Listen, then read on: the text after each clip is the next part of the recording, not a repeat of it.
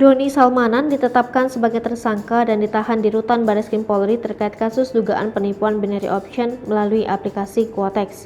Kuasa hukum Doni Salmanan, Iqbar Firdaus, berupaya mengajukan penangguhan penahanan untuk kliennya tersebut, dan ia meyakini permohonan penangguhan penahanan kliennya dapat dikabulkan dalam waktu dekat. Istri dari tersangka Doni Salmanan, Dina Nur Fajrina, kemudian menandatangani surat penangguhan penahanan dan mengajukannya kepada penyidik pada Rabu lalu. Dengan kooperatif dan mengikuti alur hukum yang sesuai, Iqbar yakin bahwa permohonan penangguhan penahanan terhadap Doni Salmanan bakal dikabulkan. Iqbar mengatakan pengajuan permohonan penangguhan penahanan Doni Salmanan tentu beralasan.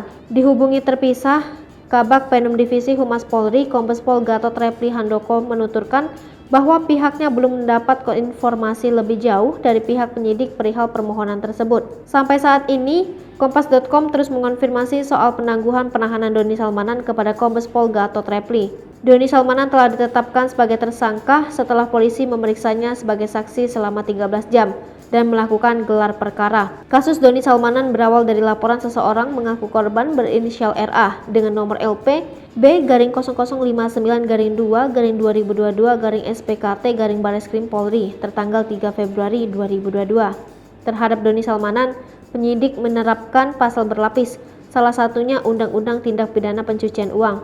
Doni Salmanan pun ditahan polisi karena ancaman hukumannya lebih dari 5 tahun. Polisi juga melakukan penahanan karena Doni dikhawatirkan melarikan diri dan berupaya menghilangkan barang bukti.